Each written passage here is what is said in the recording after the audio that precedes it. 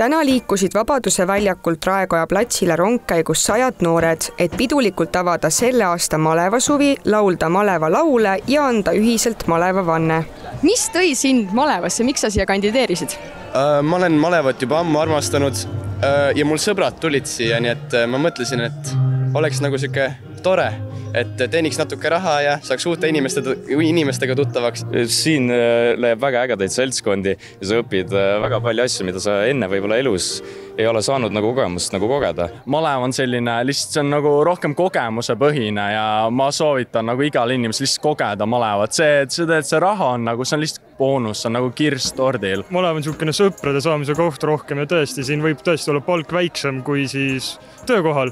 Aga need kogemused, mis sa ei saa niisugust kogemust tavaliselt töökohalt. See on see üks kord elus elamus, mis sa saad malevast. Seda on vaja lihtsalt kogeda ja selle jaoks ongi vaja tulla malevasse. Ja mis tööd sa tegema hakkad? Mina olen RMKD-si, heakorratööd tegema. Suurema chanssiga lähen metsateid korda tegema, suurnaid puid ära viima, parke koristama, prügikatte panema ja kõike mida muud.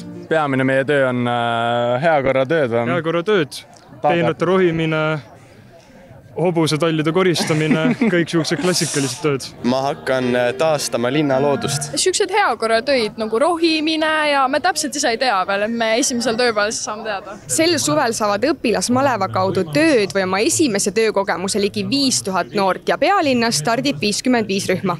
Ja mis on need väärtused, mis malevlased kaasa saavad selle suvega? Tegelikult ongi, et üks osa on see esimene turvaline töökogemus, aga nad malevas õpivad palju rohkem. Nad sellest võib-olla ise nagu aru ei saagi nii hästi, aga nad õpivad ju veel meeskonnatööd, õpivad vastutuse võtmist, erinevaid sotsiaalseid oskuseid, suhtlemisoskust ja me ka rühmajuhte vastavalt koolitame, et nad oskaksid siis malevlastele neid kõiki erinevaid eluks vajalikke oskuseid edasi anda.